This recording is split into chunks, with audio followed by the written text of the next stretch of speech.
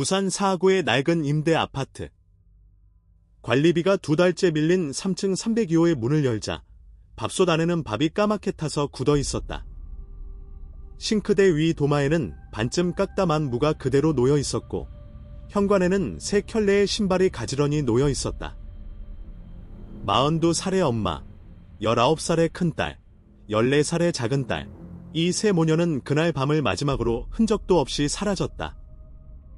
남편의 폭력을 피해 서울에서 부산까지 내려온 이 가족에게 도대체 무슨 일이 벌어진 것일까? 경찰은 전 남편을 추적했지만 그에게는 완벽한 알리바이가 있었다. 아파트에는 폐쇄회로 카메라가 한 대도 없었고 이웃 주민 누구도 세 사람이 언제 사라졌는지 기억하지 못했다. 그렇게 17년이 흘렀다. 그리고 2018년 부산의 한 병원에서 한 통의 전화가 걸려왔다. 형사님, 저 이제 얼마 못 삽니다.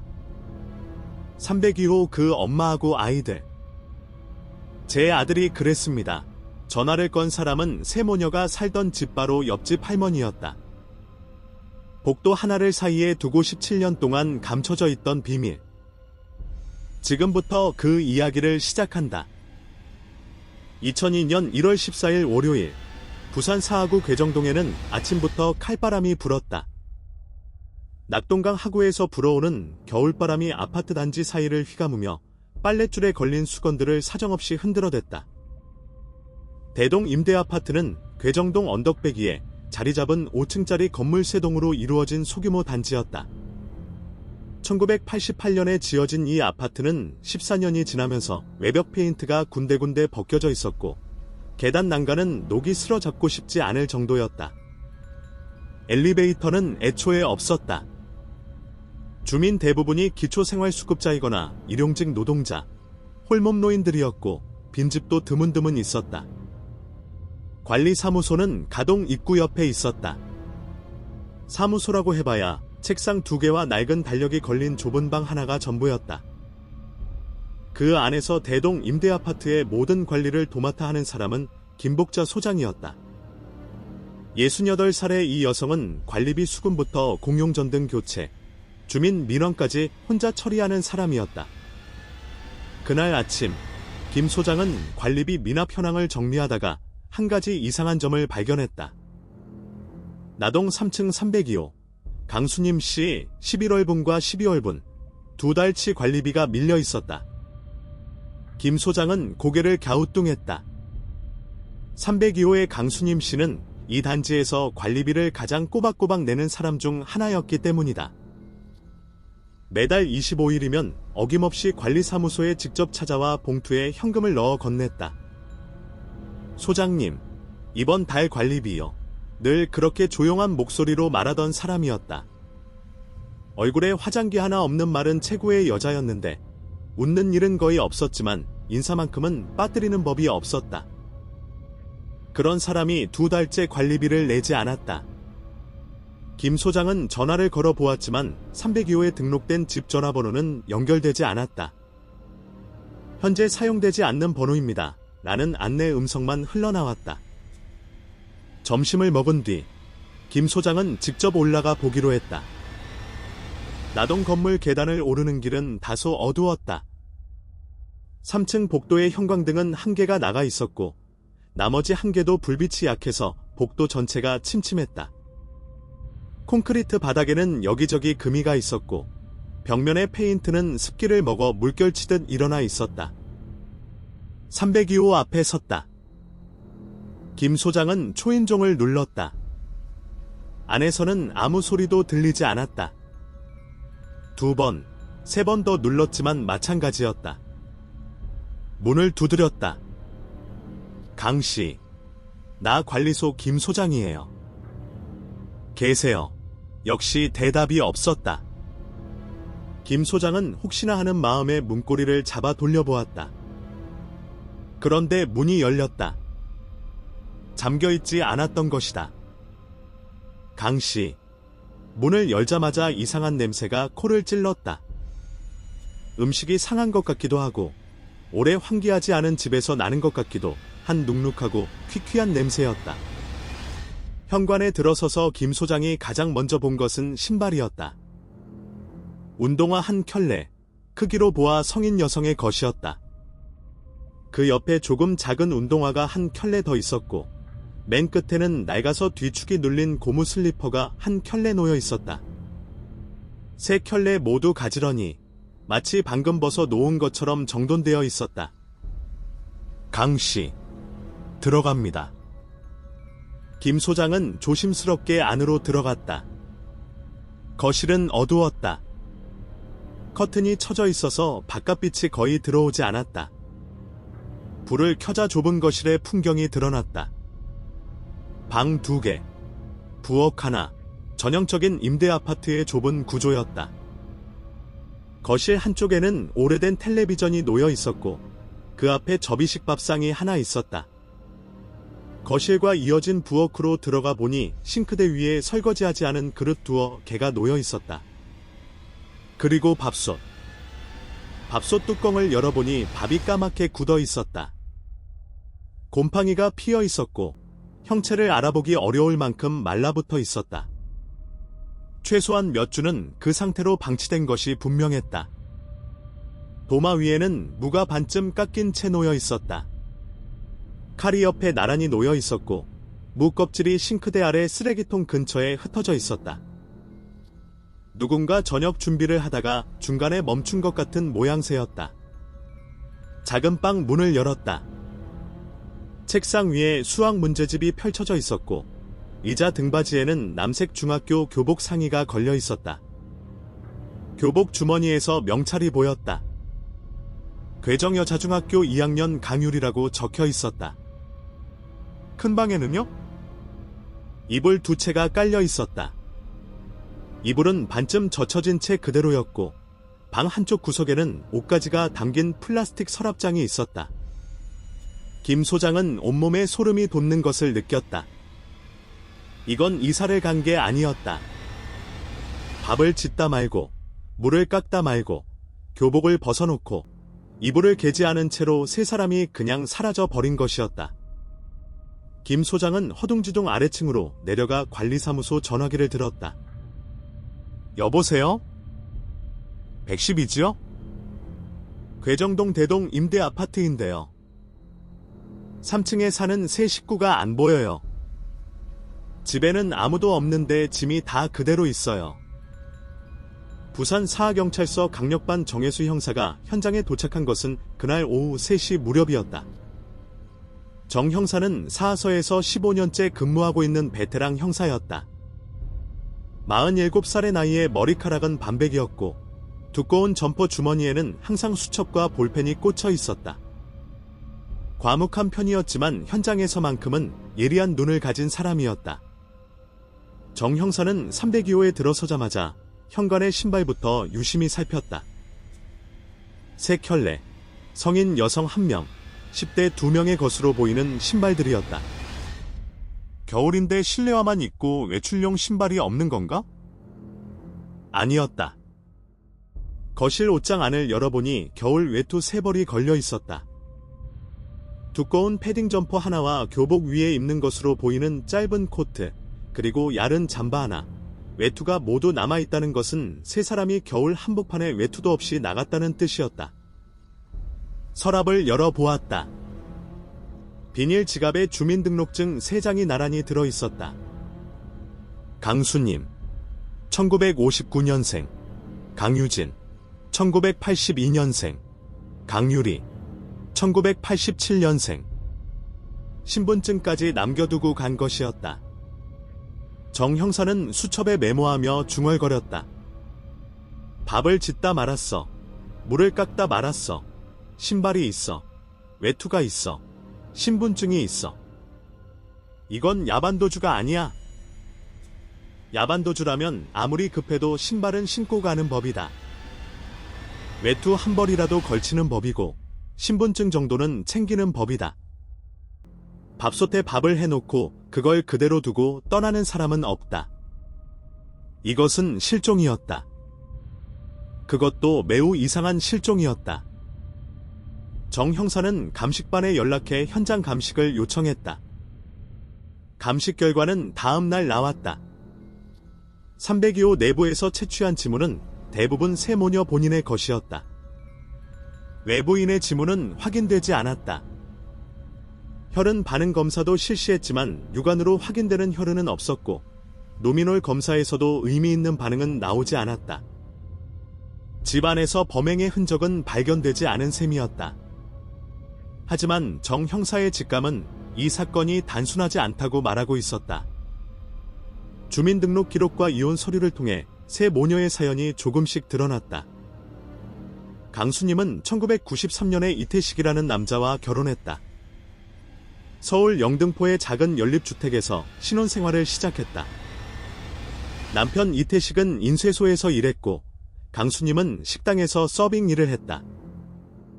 큰딸 유진이가 태어나고 5년 뒤에 작은딸 유리가 태어났다. 겉으로 보기에는 평범한 가정이었다. 하지만 이태식은 술만 마시면 사람이 달라졌다.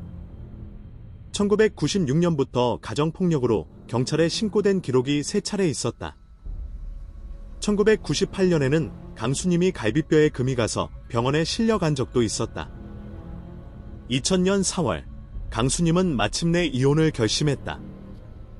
협의 이혼 서류의 사유란에는 배우자의 지속적 폭력이라고 적혀 있었다. 이혼 후에도 이태식의 협박은 계속되었다. 전화를 걸어 내가 어디를 가든 찾아낸다고 했고 한 번은 강수님이 일하던 식당까지 찾아와 행패를 부리기도 했다. 강수님은 서울을 떠나기로 했다. 2000년 7월, 강수님은 두 딸을 데리고 부산행 무궁화호에 올랐다. 왜 하필 부산이었는지는 정확히 알 수 없지만 아마도 서울에서 가장 먼 대도시였기 때문일 것이다. 아는 사람 하나 없는 곳에서 새로 시작하고 싶었을 것이다. 부산에 도착한 세 모녀가 찾아간 곳이 바로 사하구 괴정동 대동 임대아파트 나동 3층 302호였다. 보증금 500만 원에 월세 없는 임대아파트. 방 2개, 부엌 하나인 좁은 집이었지만 세 사람에게는 처음으로 안전한 공간이었을 것이다. 강수님은 부산에 와서 2가지 일을 했다. 새벽에는 자갈치 시장 근처 횟집에서 생선 손질을 했고 낮에는 사하구에 있는 작은 포장 공장에서 박스 포장 일을 했다. 하루 12시간 넘게 일하면서 두 딸의 생활비와 학비를 벌었다. 큰딸 유진이는 서울에서 고등학교를 중퇴한 상태였다. 아버지의 폭력과 잦은 이사 때문에 정상적인 학교 생활이 어려웠다. 부산에 와서는 검정고시를 준비하고 있었다. 근처 도서관에 다니며 혼자 공부했다고 한다. 작은 딸 유라는 괴정여자중학교 2학년에 편입했다. 학교 기록에 따르면 유라는 조용하고 성실한 학생이었다. 성적은 중간 정도였고 친한 친구는 많지 않았지만 결석 한 번 없이 꼬박꼬박 학교에 다녔다. 유라의 담임교사는 나중에 이렇게 말했다. 가정 환경이 어려운 아이인 건 알았지만 수업 시간에 졸지 않고 열심히 듣는 아이였어요. 세 모녀의 부산 생활은 넉넉하지 않았지만 나름대로 안정을 찾아가고 있었다. 강수님은 매달 관리비를 빠짐없이 냈고 큰딸 유진이는 검정고시 합격을 목표로 공부했으며 작은딸 유라는 학교에 빠지지 않았다. 그런 사람들이 어느 날 갑자기 사라졌다. 아무 예고도 없이, 아무 흔적도 남기지 않고. 정 형사는 탐문 수사에 나섰다. 가장 먼저 찾아간 곳은 같은 3층 복도를 쓰는 이웃 세대들이었다. 나동 3층에는 301호부터 304호까지 4가구가 있었다. 301호는 빈집이었다. 2001년 여름부터 사람이 살지 않았다고 관리소 기록에 나와 있었다. 302호가 세 모녀가 살던 집이었고 바로 옆 303호는 박말순이라는 62살 할머니가 아들과 둘이 살고 있었다. 304호는 60대 초반의 남자가 혼자 살고 있었는데 이 사람은 낮에는 일을 나가고 밤에만 들어오는 생활이라 이웃 사정을 아는 것이 거의 없었다. 나는 옆집 사람들 얼굴도 잘 몰라요. 계단에서 마주치면 고개 숙이고 지나가는 게 다예요. 304호 주민의 증언은 이것이 전부였다. 정 형사가 가장 기대를 건 곳은 바로 옆집 303호의 박말순이었다. 벽 하나를 사이에 두고 살았으니 무언가 들었거나 보았을 가능성이 가장 높았다. 노크를 하자 잠시 뒤 문이 열렸다. 박말순은 허리가 약간 굽은 마른 체구의 할머니였다. 주름이 깊게 팬 얼굴에 눈이 유독 작고 날카로운 인상이었다. 정 형사가 경찰 신분증을 보여주며 옆집 세 모녀에 대해 묻자 박말순은 현관 문틀에 기대선 채 천천히 말했다. 옆집이요? 엄마하고 딸 둘이 살았지. 조용한 사람들이었어요. 마지막으로 본 게 언제입니까? 그걸 잘 모르겠어요. 나는 귀도 잘 안 들리고 밤이면 일찍 자니까. 12월 들어서는 못 본 것 같기도 하고. 혹시 옆집에서 이상한 소리가 나거나 누가 찾아오거나 한 적은 없었습니까? 글쎄, 기억이 안 나요. 나이가 많으니까 기억력이 좋지 않아서. 박말순은 그렇게 말한 뒤 슬쩍 시선을 피했다.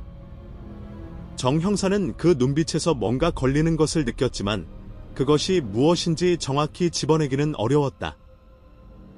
노인들 중에는 경찰 앞에만 서면 긴장하는 분들이 적지 않으니까. 혹시 이 집에 아드님도 같이 사십니까? 아들은 지금 없어요. 어디 나갔는지 모르겠어. 정 형사는 나중에 다시 방문하겠다고 말하고 돌아섰다. 그때까지 정 형사는 알지 못했다. 자신이 방금 마주한 사람이 이 사건의 진실을 처음부터 끝까지 알고 있는 유일한 생존자라는 것을. 탐문은 아파트 밖으로도 이어졌다. 강수님이 새벽에 일하던 자갈치 시장 근처 횟집을 찾아갔다. 횟집 주인 오 씨는 강수님을 잘 기억하고 있었다. 강수님이요? 성실한 사람이었어요. 새벽 5시면 와서 생선 손질하고 아침 10시까지 일하고 갔지. 말수가 적었는데 일은 정말 빠르고 깔끔했어요. 오 씨에 따르면 강수님이 마지막으로 출근한 날은 12월 7일 금요일이었다. 그 전날까지도 아무 이상이 없었어요. 금요일에 퇴근하면서 월요일에 봐요 하고 갔거든요. 그런데 월요일에 안 나왔어요. 월요일과 화요일 이틀 연속 연락 없이 출근하지 않자 오 씨는 전화를 걸어 보았지만 받지 않았다고 한다. 사흘째 안 나오길래. 이 바닥에서는 그런 사람이 가끔 있어요. 갑자기 그만두는 사람. 그래서 그냥 다른 사람을 구했지요. 오 씨의 목소리에는 약간의 미안함이 섞여 있었다. 포장 공장 쪽도 비슷한 상황이었다. 공장 반장은 강수님이 12월 첫째 주까지는 정상 출근했다고 했고 둘째 주 월요일부터 연락이 끊겼다고 증언했다. 두 직장의 증언을 종합하면 강수님의 마지막 행적이 확인된 날은 2001년 12월 7일 금요일이었다. 그 뒤로는 어디서도 이 사람을 본 사람이 없었다. 작은 딸 유라가 다니던 괴정여자중학교에도 확인했다. 담임교사에 따르면 유라의 마지막 등교일은 12월 7일 금요일이었다. 이튿날 월요일부터 무단 결석이 시작되었다. 처음에는 며칠 아픈가 보다 했는데 일주일이 넘어가길래 집으로 전화했어요. 그런데 전화가 안 되더라고요. 당시에는 장기 결석 학생에 대해 학교가 직접 가정 방문을 나가는 체계가 갖추어지지 않았던 시절이었다. 담임교사는 전화를 몇 차례 더 시도한 뒤 더 이상의 조치를 취하지 못했다고 했다. 정 형사는 수첩에 적었다. 마지막 확인 일자 2001년 12월 7일 금요일 추정 실종 시점 12월 7일 금요일 밤에서 12월 9일 일요일 사이. 주말 동안 무슨 일이 벌어진 것이었다. 세 사람 모두 월요일에 나타나지 않았으니까. 정 형사는 현관에 가지런히 놓여있던 새 켤레의 신발을 떠올렸다. 밥솥에 굳어있던 밥을 떠올렸다. 도마 위에 반쯤 깎다 만 물을 떠올렸다. 금요일 저녁 누군가가 밥을 짓고 반찬을 준비하던 중에 갑자기 모든 것이 멈춰버린 것이다. 정 형사에게 가장 먼저 떠오른 이름은 전 남편 이태식이었다. 폭력 전과, 이혼 후의 협박, 강수님이 서울을 떠나야 했던 이유. 모든 화살이 그를 가리키고 있었다. 정 형사는 이태식의 행방을 추적하기 시작했다. 그러나 정 형사는 아직 알지 못했다. 자신이 찾아야 할 사람은 먼 곳에 있지 않았다는 것을. 세 모녀에게 일어난 일의 진실은 302호 현관에서 고작 10걸음 떨어진 303호 안에 갇혀 있었다. 문고리 하나만 돌리면 닿을 수 있는 거리에 17년 동안 잠들지 못한 비밀이 숨어 있었던 것이다. 정혜수 형사가 이태식이라는 이름을 처음 접한 것은 세 모녀의 주민등록 기록을 뒤지던 중이었다. 이혼 서류에 적힌 사유, 배우자의 지속적 폭력, 그리고 1996년부터 2000년까지 서울 영등포경찰서에 접수된 가정폭력 신고, 기록 3건 피해자는 모두 강수님이었고 가해자는 남편 이태식이었다. 정 형사는 서울 영등포서의 협조를 요청해 이태식의 상세 기록을 넘겨받았다. 이태식, 1958년생, 당시 43세, 서울 영등포 출신, 학력은 중학교 졸업. 인쇄소, 철물점, 건설 현장 등을 전전하며 일했고 폭행 전과가 2건 있었다. 하나는 1994년에 술집에서 시비가 붙어 상대방의 코뼈를 부러뜨린 사건이었고, 다른 하나는 1998년에 강수님에 대한 상해 사건이었다. 2건 모두 벌금형으로 끝났다. 이혼 후에도 이태식은 강수님에게 집요하게 연락을 했다. 영등포서 기록에 따르면 2000년 5월 강수님이 전 남편이 식당까지 찾아와 행패를 부렸다며 신고한 내역이 한 건 더 있었다. 이때 출동한 경찰관의 메모에는 이런 내용이 적혀 있었다. 신고인 강수님, 전 남편 이태식이 직장으로 찾아와 물건을 집어던지고 욕설. 현장 도착 시 이태식은 이미 떠난 뒤 신고인은 이사를 고려 중이라고 진술.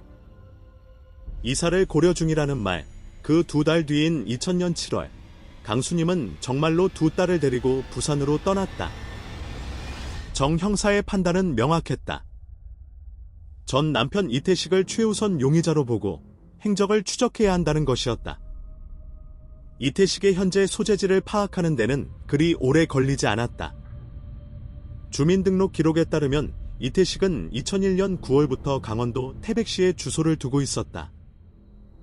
정 형사는 태백경찰서에 협조를 요청했고 이틀 뒤 태백서 형사가 이태식을 직접 만나 초동 조사를 해주었다. 이태식은 태백시 외곽의 한 숙소에서 생활하고 있었다. 폐광된 탄광 부지를 정리하는 업체에서 굴착기 보조로 일하고 있었다. 일당 4만 원을 받으며 업체가 제공하는 컨테이너 숙소에서 동료 4명과 함께 지내고 있었다. 태백서 형사가 전해준 이태식의 첫 반응은 이랬다. 강수님 그년이 부산에 있었어? 몰랐는데 정 형사는 이 말에 주목했다. 강수님이 부산에 있다는 것을 몰랐다는 주장이었다. 물론 그 말을 고지곳대로 믿을 수는 없었다. 정 형사는 직접 태백으로 올라갔다. 태백시에 도착한 것은 2002년 1월 20일 월요일이었다. 향후지척에 자리 잡은 폐광 정리 현장은 사방이 눈으로 뒤덮여 있었고 컨테이너 숙소에서는 석유난로 냄새가 풍겨나왔다. 이태식을 만난 정 형사의 첫인상은 생각보다 왜소하다는 것이었다. 키가 165cm 정도의 마른 체구였고 얼굴은 거칠게 늙어 있었다. 손가락 마디마디가 굵고 투박했고 왼쪽 눈 위에는 오래된 흉터가 한 줄 있었다.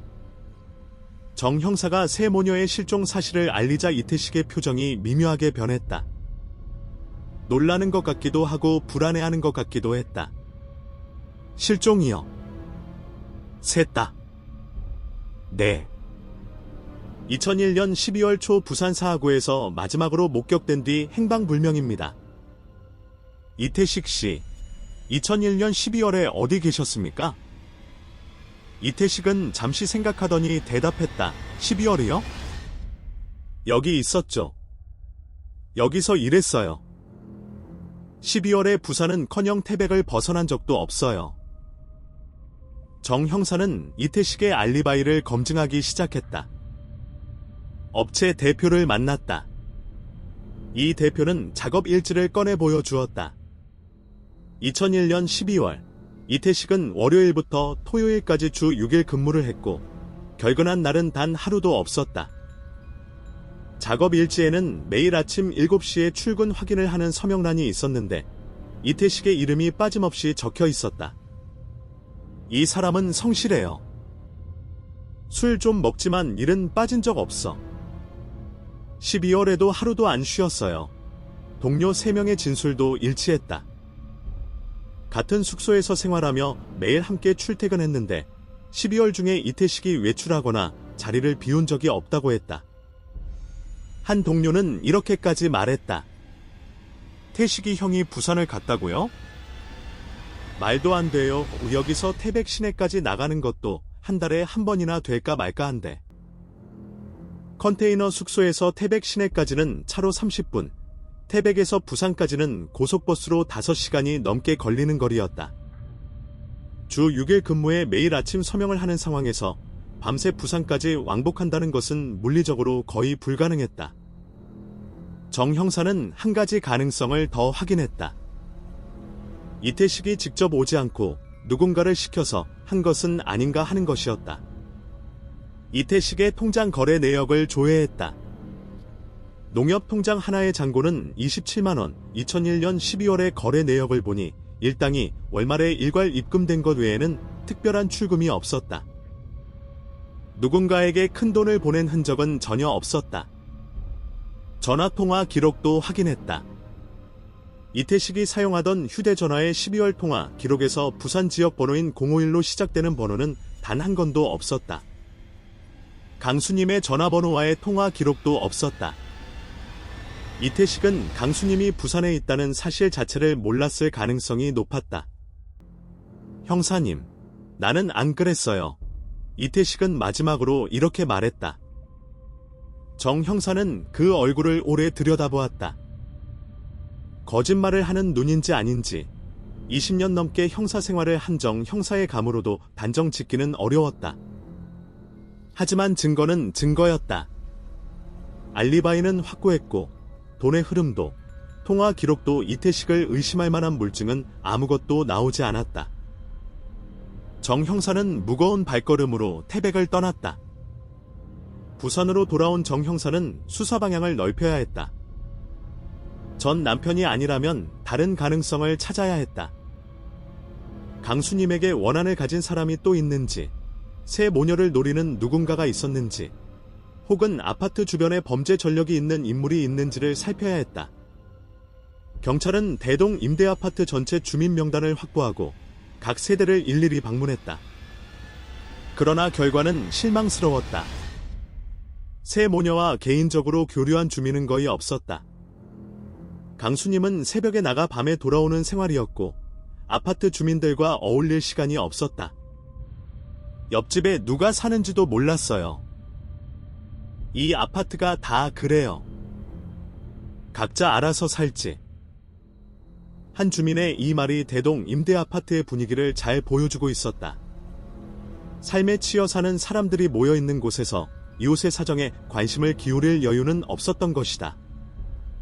정 형사는 아파트 단지에 폐쇄회로 카메라가 설치되어 있는지도 확인했다. 결과는 허탈했다. 대동 임대아파트에는 방범형 카메라가 단 한 대도 없었다. 2001년 당시에는 임대아파트 단지에 카메라를 설치하는 것이 일반적이지 않았고 관리비조차 빠듯한 이 단지에서 카메라는 사치에 가까웠다. 아파트 입구 편의점과 구멍가게에도 사진을 들고 다녔다. 새 모녀의 주민등록증 사진을 확대 복사한 것이었다.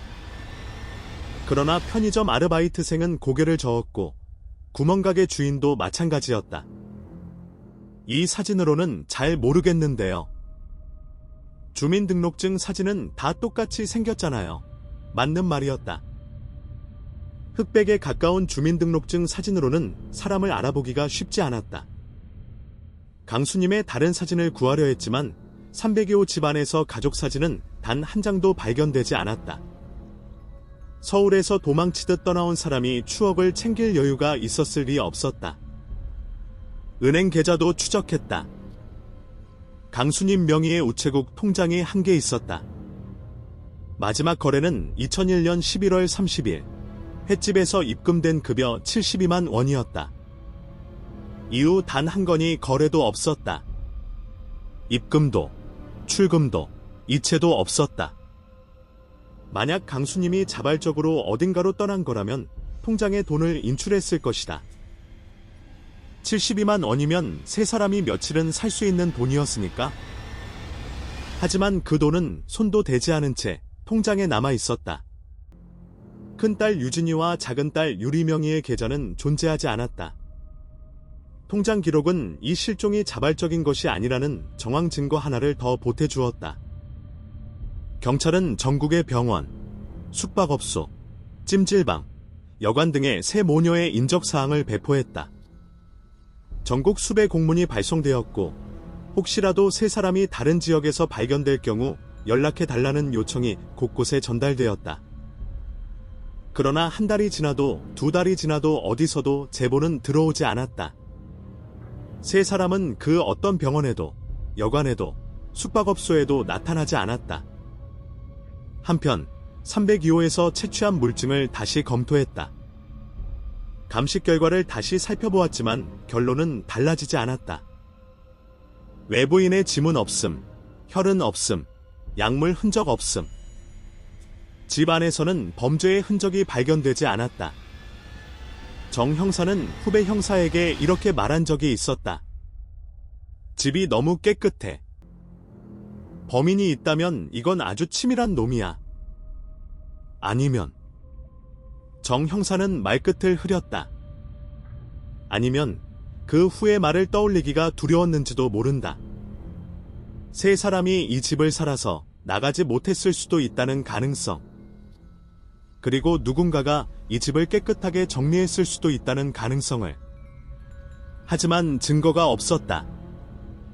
2002년 3월 부산지방경찰청 차원에서 세 모녀의 전국 수배가 공식 발령되었다. 실종자 수배 전단이 만들어졌다.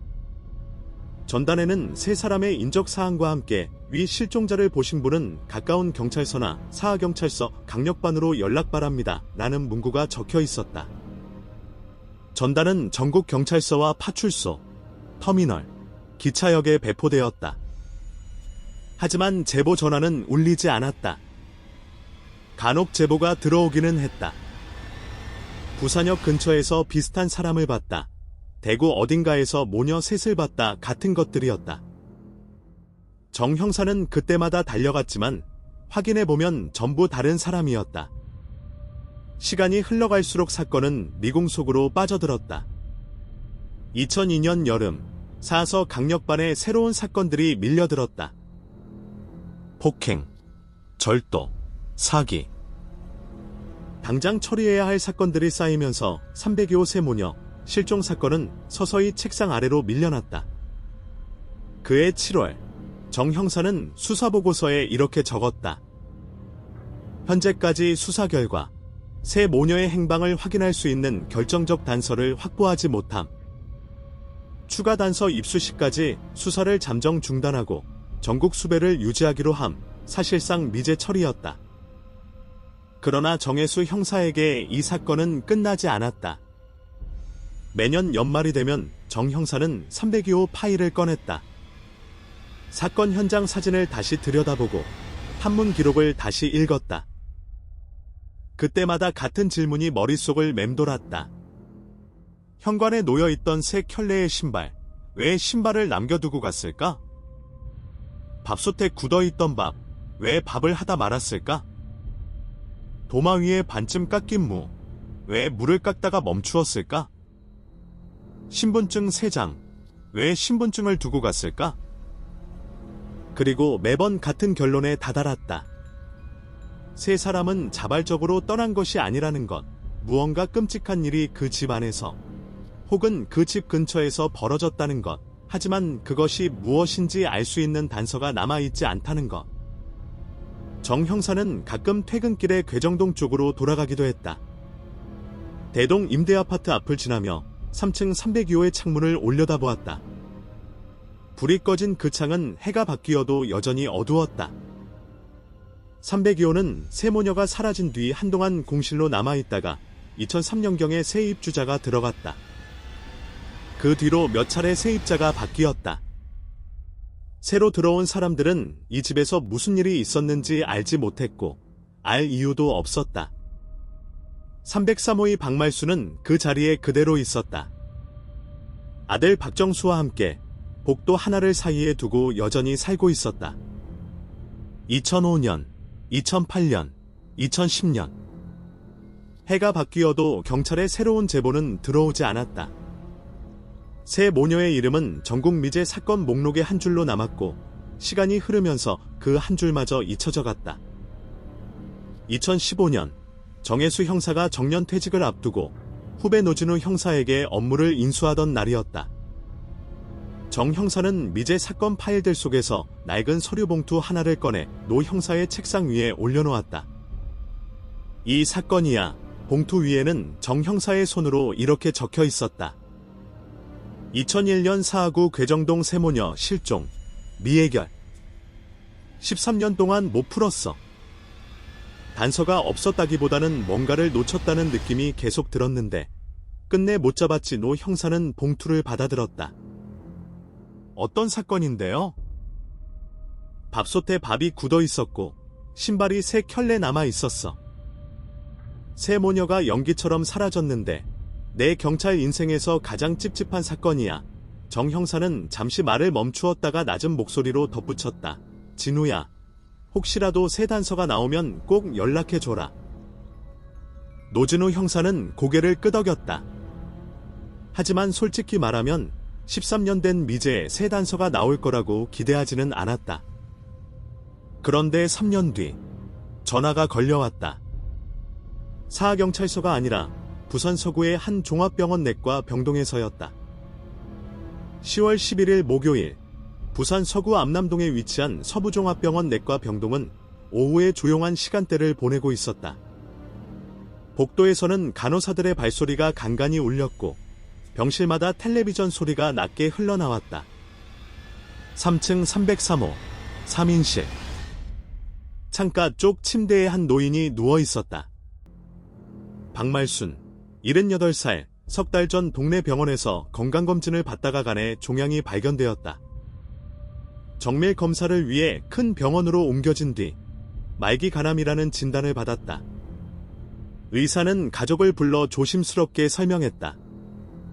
암이 많이 진행된 상태입니다. 수술이 어렵고 항암 치료도 효과를 기대하기 힘든 단계예요.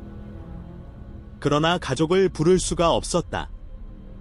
박말순에게는 남은 가족이 없었으니까. 남편은 1992년에 간경화로 세상을 떠났고 외아들 박정수는 2012년에 교통사고로 사망한 상태였다. 형제도 친척도 연락이 닿는 사람이 없었다. 박말순은 혼자서 진단을 듣고 혼자서 입원 수속을 밟았다. 입원한 지 2달, 박말순의 몸은 빠르게 쇠약해지고 있었다. 체중이 10kg 가까이 빠졌고 얼굴은 누렇게 변해 있었다. 복수가 차면서 배가 불룩해졌고 통증을 억누르기 위해 하루에 2차례 진통제를 맞아야 했다. 같은 병실의 다른 환자들에게는 매일 가족이 찾아왔다. 며느리가 과일을 깎아주고 손주가 할아버지 손을 잡고 제잘거리는 모습을 박말순은 돌아누워 바라보곤 했다. 그런 날이면 박말순은 유독 잠을 이루지 못했다. 밤마다 같은 장면이 떠올랐다.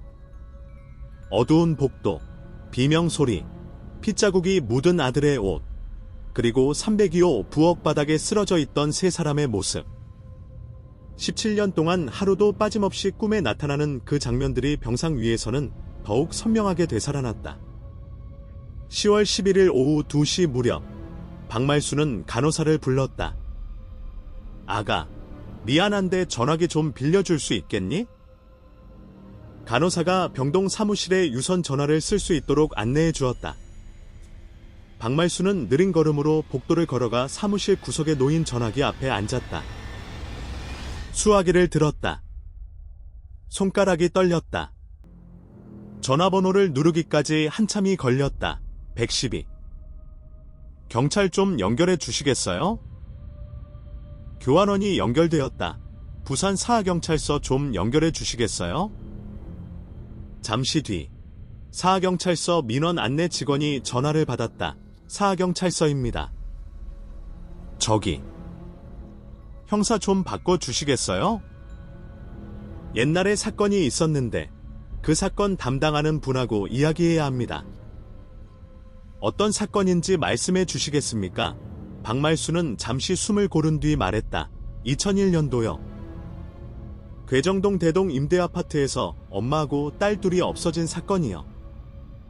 302호 민원 직원은 잠깐 확인하겠다며 전화를 돌렸다. 형사과 사무실로 연결된 전화를 받은 것은 노진우 형사였다. 사하서 강력반 노진우입니다. 형사님이시죠? 네, 말씀하세요. 전화 너머로 거친 호흡 소리가 들렸다.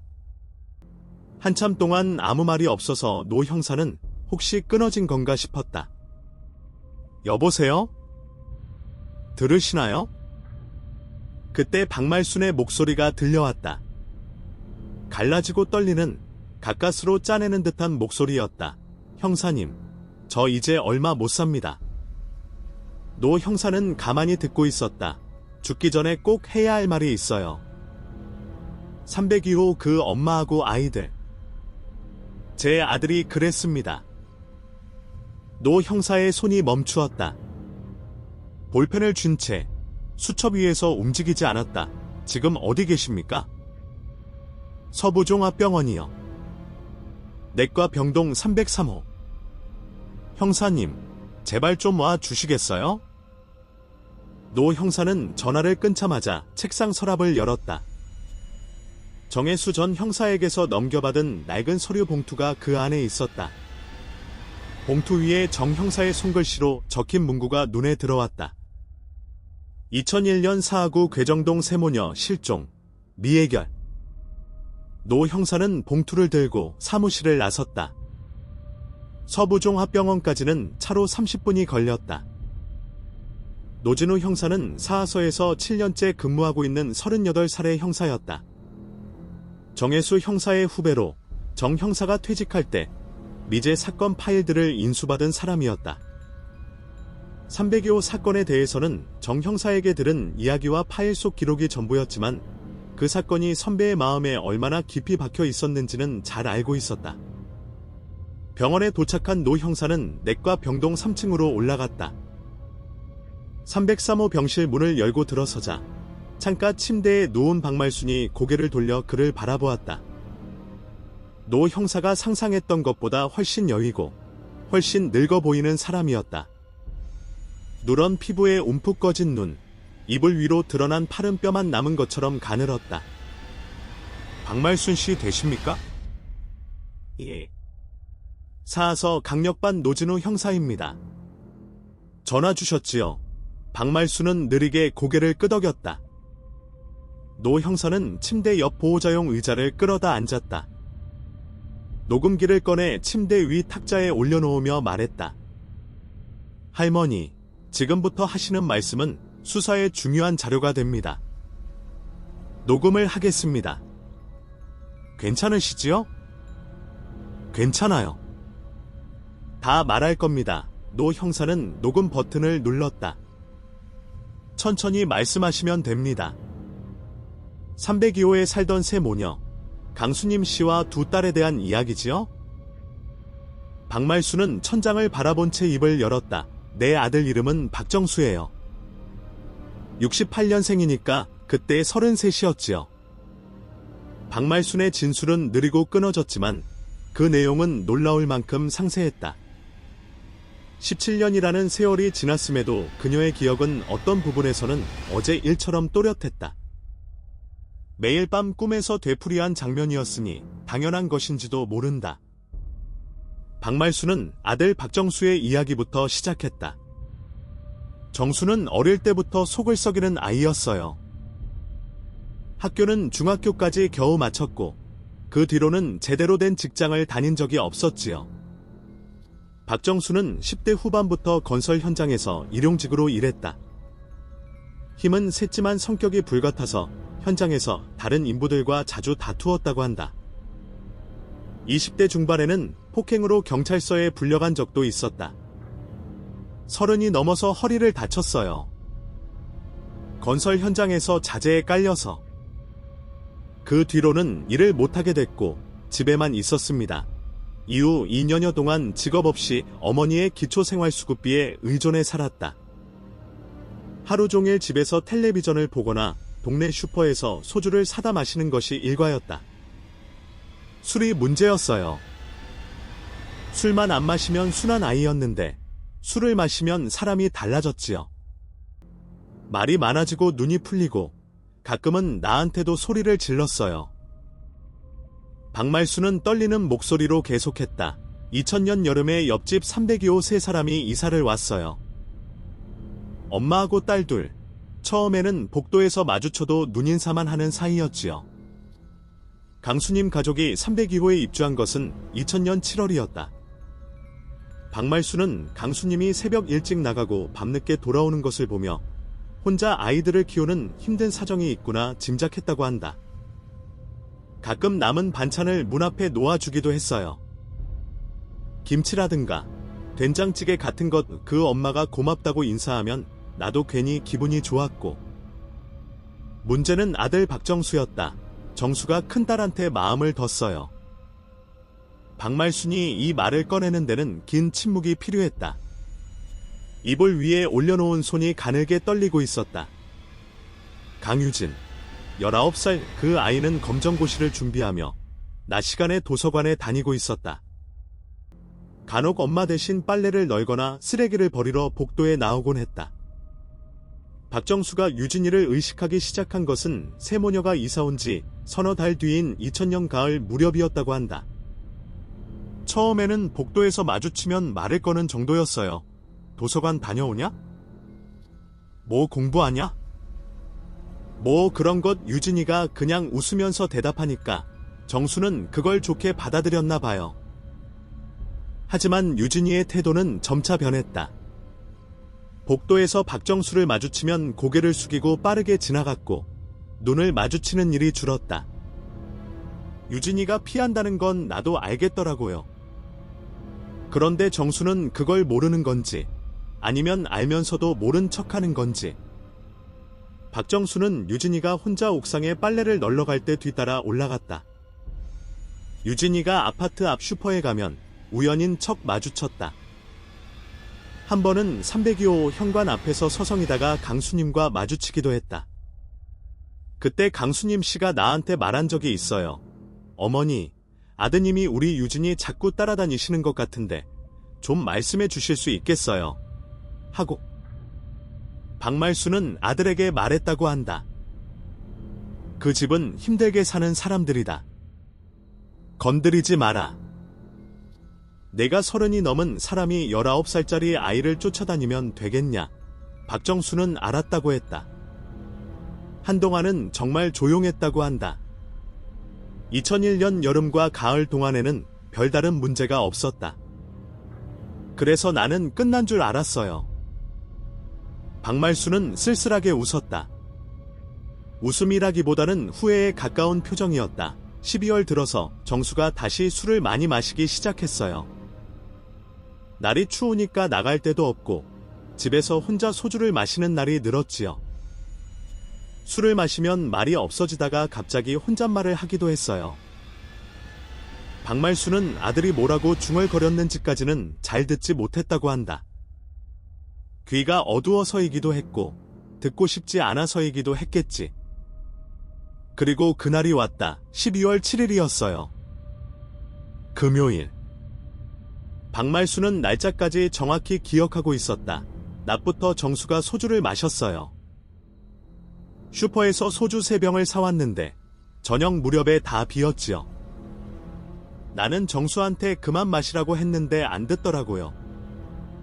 저녁 7시쯤 박말수는 거실에서 텔레비전을 보고 있었다. 정수는 작은 방에서 계속 술을 마시고 있었다. 그때 복도에서 302호 현관문이 열리는 소리가 났다. 박말수는 대수롭지 않게 여겼다. 옆집 사람이 쓰레기를 버리러 나가는 소리는 자주 들었으니까. 그런데 몇 초 뒤 303호의 현관문도 열렸다. 정수가 나간 것이었다. 담배 피우러 나가나 보다 했어요. 정수가 계단 쪽에서 담배를 피우는 게 습관이었거든요. 그런데 잠시 뒤 복도에서 소리가 들렸다. 낮고 뭉개지는 남자 목소리, 그리고 높고 날카로운 여자 목소리. 박말수는 텔레비전 소리를 줄였다. 귀를 기울이자 정수의 목소리와 젊은 여자의 목소리가 섞여 들렸다. 여자는 놓으세요 라고 말하고 있었고, 정수는 알아듣기 어려운 말을 웅얼거리고 있었다. 박말수는 현관으로 나갔다. 복도에서 본 광경은 이랬다. 박정수가 강유진의 팔목을 한 손으로 잡고 있었다. 유진이는 몸을 비틀며 빠져나오려 했지만 박정수의 손은 놓아지지 않았다. 유진이의 다른 손에는 하얀 쓰레기 봉투가 들려 있었다. 쓰레기를 버리러 나왔다가 붙잡힌 것이었다. 정수야, 뭐 하는 거야? 박말순이 소리를 질렀다. 그 순간 302호 현관문이 벌컥 열리며 강수님이 뛰어나왔다. 우리 아이 놔요. 당장 손 놓으세요. 강수님의 목소리는 비명에 가까웠다. 남편의 폭력을 수년간 견뎌온 여자가 아이를 지키려 할 때 내지르는 절박하고 처절한 소리였다. 강수님이 박정수의 팔을 잡아당겼다. 그러자 박정수가 돌아서며 취기가 가득한 눈으로 강수님을 노려보았다. 그리고 주먹이 날아갔어요. 박말순의 목소리가 거의 들리지 않을 만큼 작아졌다. 박정수의 주먹이 강수님의 얼굴을 가격했고 강수님은 복도 바닥에 쓰러졌다. 유진이가 비명을 질렀고 그 소리를 듣고 302호 안에서 작은 딸 유라까지 뛰어나왔다. 복도에는 4사람이 있었다. 쓰러진 강수님, 비명을 지르는 유진이, 울면서 뛰어나온 유라, 그리고 술에 취해 숨을 헐떡이는 박정수. 박정수는 시끄럽다. 고소리를 지르며 3사람을 302호 안으로 밀어넣었다. 강수님의 팔을 잡아 끌고 유진이의 등을 밀치며 유라는 언니를 붙잡고 따라 들어갔다. 그리고 302호의 현관문이 닫혔다. 박말수는 복도에 서 있었다. 들어가야 했다.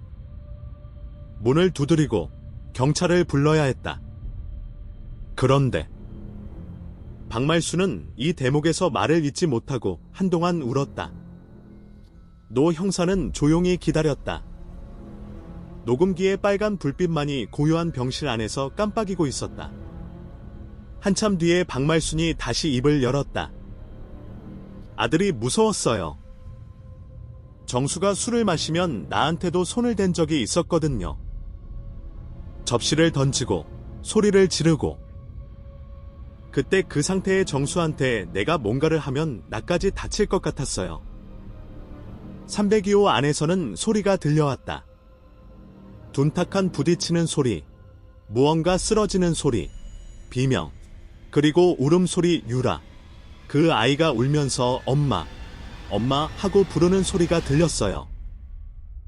소리는 점점 작아졌다. 그리고 어느 순간 조용해졌다. 얼마나 지났는지 모르겠어요. 10분이었는지 30분이었는지. 나는 복도에 쭈그리고 앉아서 벽을 잡고 있었어요. 다리에 힘이 풀려서 서 있을 수가 없었지요. 302호의 현관문이 다시 열린 것은 그 뒤였다. 박정수가 나왔다. 정수 옷에 피가 묻어 있었어요. 셔츠 앞쪽이랑 소매에, 손에도 피가 묻어 있었고 박정수의 얼굴은 하얗게 질려 있었다. 술기운이 반쯤 빠진 듯한 공포에 사로잡힌 표정이었다고 한다. 엄마, 큰일 났어. 박정수가 말했다. 박말수는 아들의 눈을 보았다. 그 눈에서 무슨 일이 벌어졌는지를 읽었다. 302호 들어가 봤어요. 노 형사가 조심스럽게 물었다. 박말수는 고개를 끄덕였다. 부엌하고 거실 사이 그 좁은 데에 3사람이 쓰러져 있었어요. 강수님이 가장 안쪽에 있었고 그 위에 유진이가 엎어져 있었습니다. 유라는 조금 떨어진 곳에 쓰러져 있었지요. 강수님 씨가 아이들을 감싸고 있는 것 같았어요. 마지막에 아이들을 끌어안은 거지요. 박말수는 눈을 감았다. 세 사람 다 숨을 쉬지 않고 있었다. 병실이 고요해졌다. 복도에서 간호사가 지나가는 발소리만 멀리서 들렸다. 노 형사는 숨을 고르며 질문을 이었다. 그때가 밤 몇 시쯤이었습니까? 아마 밤 9시, 10시쯤이었을 거예요. 정확히는 모르겠어요. 시계를 볼 정신이 없었으니까. 박정수 씨는 뭐라고 했습니까? 자수하라고 했어요. 울면서 자수하라고. 경찰에 가자고 박말수는 아들에게 몇 번이고 말했다고 한다. 지금이라도 경찰에 가서 다 말하자고. 자수하면 감형도 받을 수 있다고. 그러나 박정수의 대답은 달랐다. 엄마도 봤잖아. 엄마도 알고 있잖아. 내가 잡혀가면 엄마도 같이 끝나.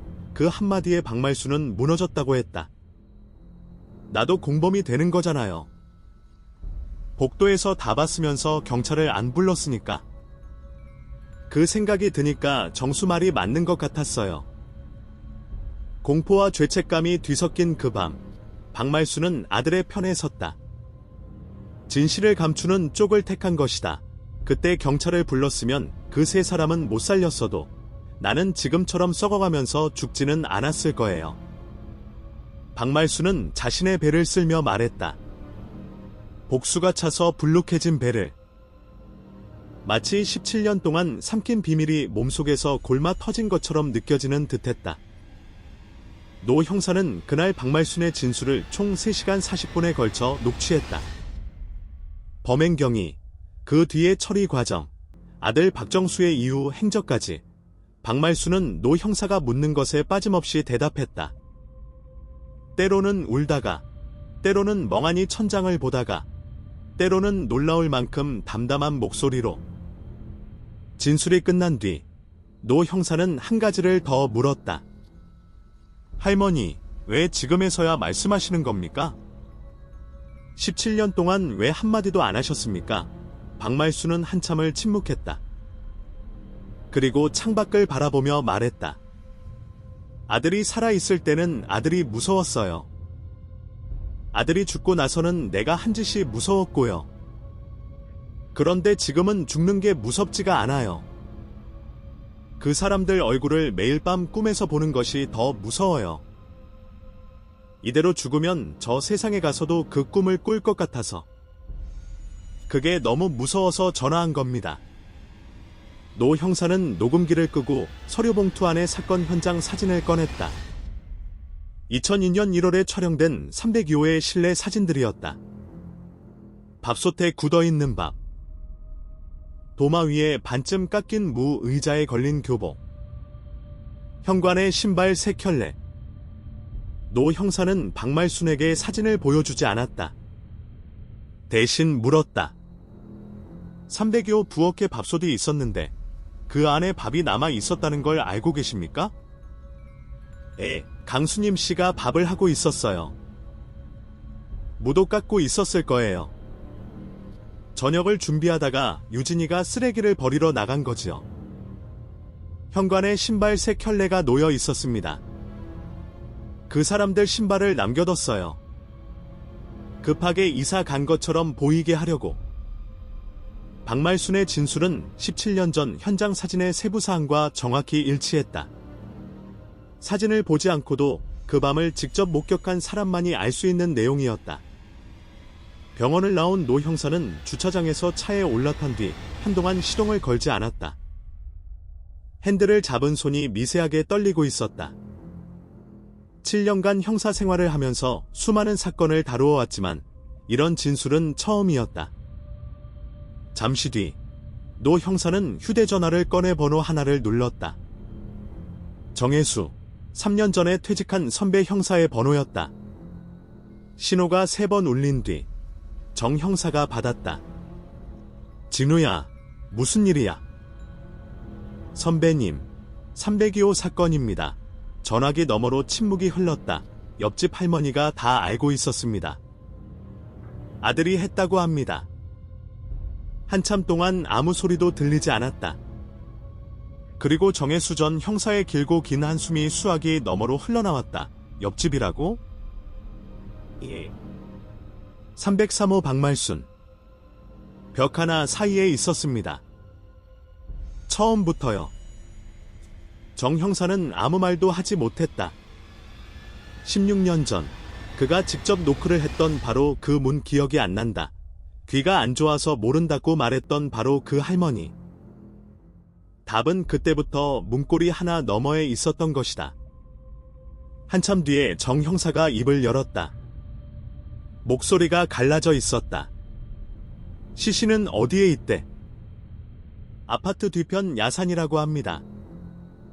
내일 확인할 예정입니다. 진우야. 예의 꼭 찾아줘라.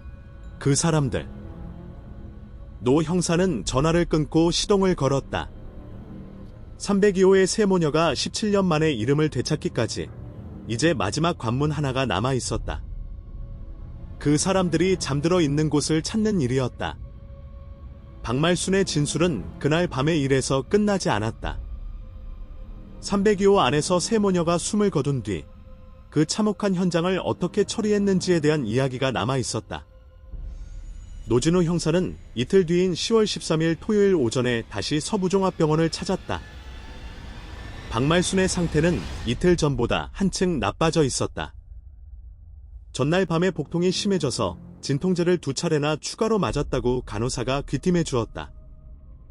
하지만 박말순은 노 형사가 오자 이불을 밀치고 몸을 일으키려 했다. 누워 계셔도 됩니다, 할머니. 아니에요. 앉아서 말할게요. 누워서 하면 자꾸 잠이 오니까. 간호사가 등 뒤에 베개를 2개 받쳐주었고 박말순은 침대 위에 반쯤 일어난 자세로 이야기를 이어갔다. 시간을 다시 2001년 12월 7일 그 금요일 밤으로 되돌려야 한다. 302호 안에서 세 사람이 쓰러져 있는 것을 확인한 뒤 박말순은 울면서 아들에게 자수하라고 했다. 그러나 박정수는 엄마도 같이 끝난다는 말로 어머니를 붙잡았다. 박말순은 복도에 주저앉아 한참을 울었다고 한다. 박정수도 현관 앞에 쪼그리고 앉아 머리를 감싸쥐고 있었다. 두 사람 다 아무 생각도 나지 않는 상태였다. 얼마나 그러고 있었는지 몰라요. 1시간은 됐을 거예요. 그러다 정수가 벌떡 일어서더니 이대로 있으면 안 된다고 했어요. 박정수가 가장 먼저 한 일은 3층 복도의 상황을 확인하는 것이었다. 301호는 빈집이었고 304호에서는 아무 소리도 나지 않았다. 303호에 사는 남자는 밤늦게 귀가하는 사람이었으니 아직 돌아오지 않았을 가능성이 높았다. 계단 쪽도 살폈다. 나동 건물에는 3층에 4가구, 2층에 4가구, 1층에 4가구가 있었는데 밤 11시가 넘은 시각에 계단을 오르내리는 사람은 없었다. 정수가 나한테 그랬어요. 엄마, 302호 안에 들어가서 바닥을 닦아? 피가 묻은 데를 다 닦아. 나는 밖에 나갔다 올게.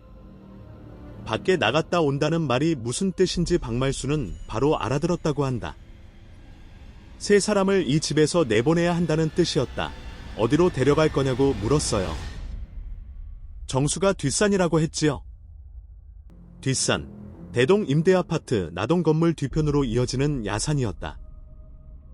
주민들 사이에서는 뒷동산이라고 불렸다. 병사가 완만한 낮은 언덕이었는데 일부 주민이 텃밭을 쓰는 곳이 있었고 나머지는 잡풀과 잡목이 무성한 황무지나 다름없었다. 겨울에는 사람이 거의 다니지 않는 곳이었다. 박정수는 현관에서 운동화를 신고 아파트 뒤쪽으로 나갔다. 손에는 아무것도 들지 않았다. 먼저 장소를 확인하러 간 것이었다. 박정수가 밖에 나가 있는 동안 박말순은 302호 안에 들어갔다. 부엌에서 걸레를 찾았어요.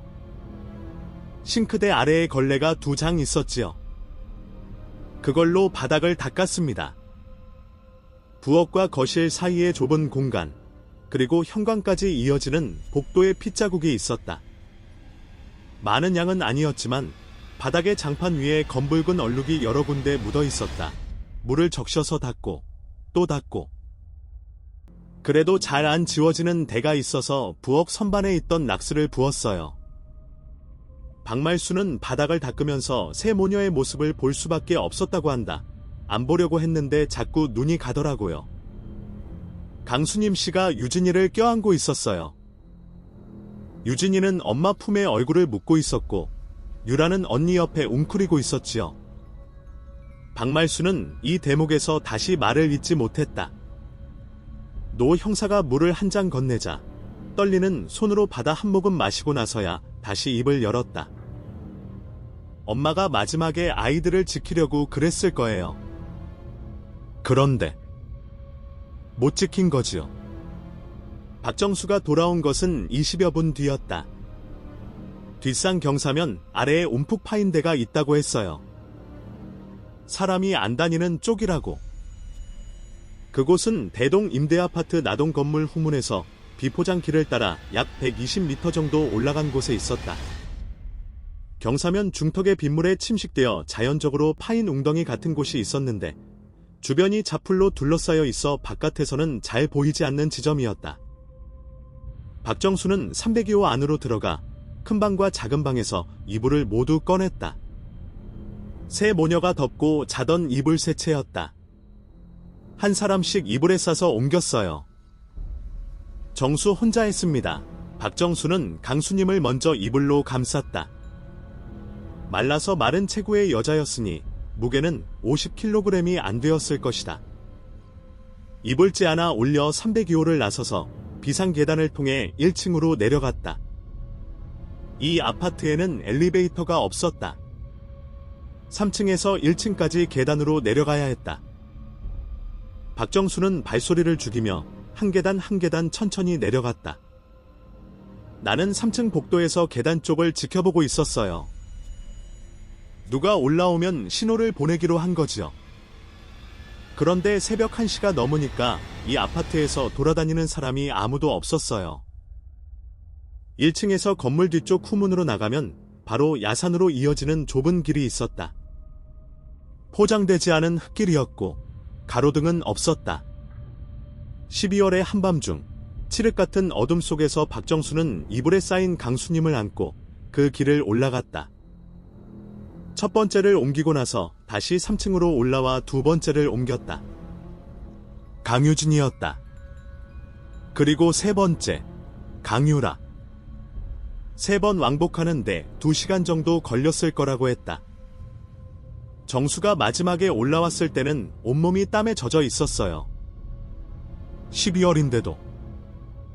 야산 경사면 아래 움푹 파인 곳에 세 사람을 눕히고 그 위에 흙을 덮었다. 삽 같은 도구는 없었다. 박정수는 맨손과 주변에서 주운 나뭇가지로 흙을 긁어 모았다. 겨울이라 땅이 단단하게 얼어 있었기 때문에 깊이 파지는 못했다. 70cm 정도의 얕은 깊이로 덮은 뒤 그 위에 낙엽과 자풀을 얹었다. 정수가 내려왔을 때 새벽 3시가 넘었어요.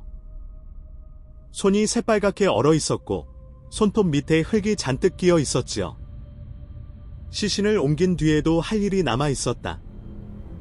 아직 흔적을 지워야 했다. 박말순이 걸레와 락스로 대략 닦아 놓기는 했지만 박정수는 더 꼼꼼하게 정리하기 시작했다. 부엌과 거실 사이 바닥의 장판 중에 핏자국이 깊이 스며든 부분이 있었는데 박정수는 칼로 그 부분을 도려냈다. 장판을 잘라낸 자리에는 다른 데서 떼어온 장판 조각을 덧대 붙였어요. 색깔이 좀 다르긴 했는데 어차피 낡은 집이니까 눈에 잘 안 띄었지요. 복도와 계단 바닥도 닦았다. 혹시라도 옮기는 과정에서 무언가가 묻었을 수 있으니까. 박말수는 3층 복도를, 박정수는 계단과 1층 후문 쪽을 닦았다. 새벽 5시쯤 끝났어요.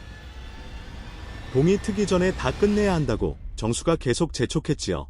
그 다음 날부터 박정수는 302호에 수차례 드나들며 추가로 정리했다. 현관문이 잠기지 않은 상태였으니 드나드는 것은 어렵지 않았다. 강수님의 휴대전화를 부숴서 분리한 뒤 해운대 쪽 바닷가에 나가 바다에 던졌다. 302호에 있던 전화기 선도 뽑아버렸다. 연락처를 끊어 놓으려는 것이었다. 다만 신발과 개인 물품은 일부러 남겨두었다. 갑자기 이사를 간 것처럼 보이게 하려고 그랬다고 한다. 짐을 다 치우면 누가 치웠는지 의심받으니까 일부는 남겨놓는 게 낫다고 정수가 그렇게 판단한 거지요. 하지만 미처 신경 쓰지 못한 것들이 있었다. 바로 밥솥 안에 남아있던 밥, 도마 위에 반쯤 깎인 무, 작은 빵 책상 위에 펼쳐져 있던 수학 문제집, 의자에 걸린 교복. 이것들은 생활이 갑자기 중단되었다는 것을 보여주는 흔적이었다.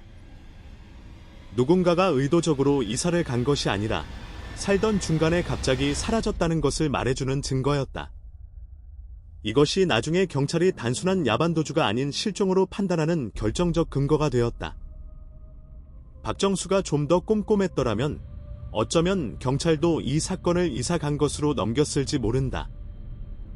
하지만 밥솥의 밥과 도마 위에 무가 진실을 향한 신의 단서를 남겨두었던 것이다.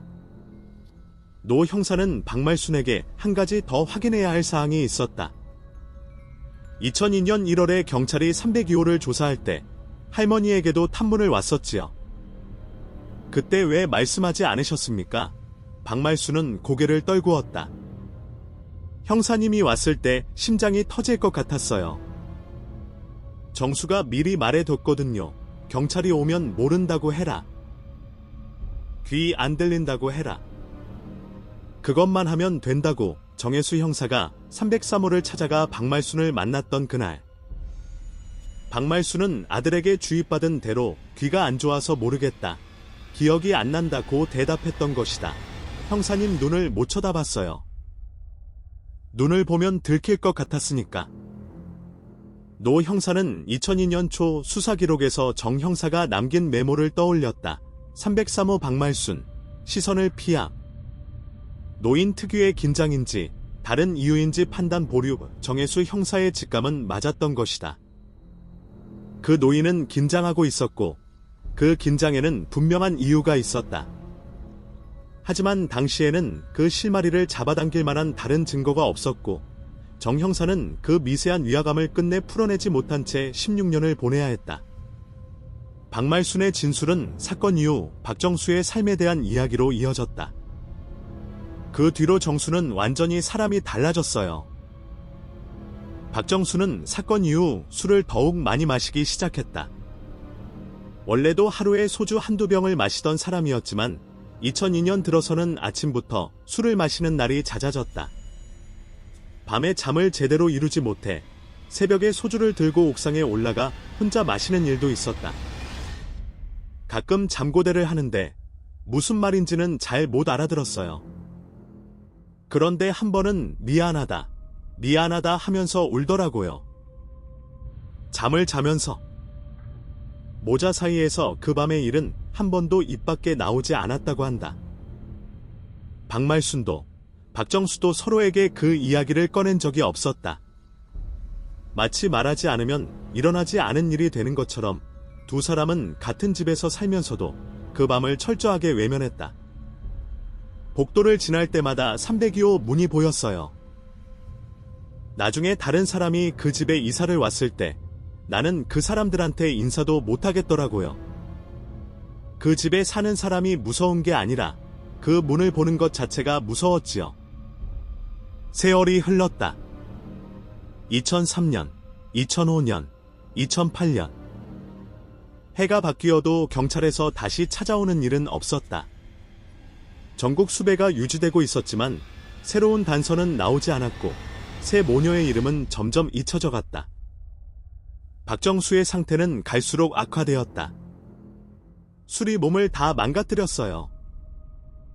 간이 안 좋다고 병원에서 경고를 받았는데도 안 끊더라고요. 2010년쯤부터는 바깥에 나가는 일도 거의 없었습니다. 하루 종일 방에 누워서 소주를 마시고 밥도 제대로 먹지 않았지요. 체중이 빠지고 얼굴이 누렇게 뜨고 기침이 잦아졌다. 박말순이 병원에 가자고 아무리 말해도 듣지 않았다. 정수가 한 번은 이런 말을 했어요. 엄마, 나는 오래 못 산다. 오래 살면 안 되는 사람이다. 그 말을 듣고 내가 얼마나 울었는지 몰라요. 그리고 2012년 9월, 박정수는 밤에 술을 마시고 오토바이를 몰고 나갔다. 어디를 가려고 했는지는 알 수 없다.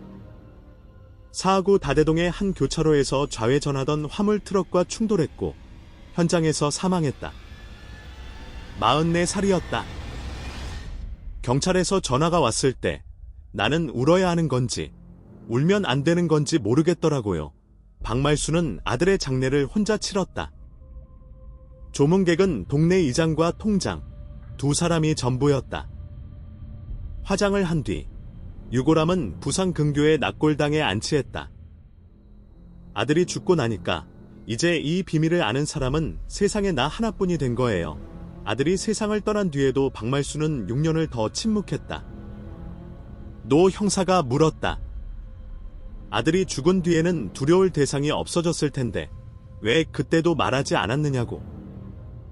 박말순은 한참을 생각하더니 대답했다. 아들이 살아있을 때는 아들이 무서웠어요. 내가 입을 열면 아들이 잡혀가니까?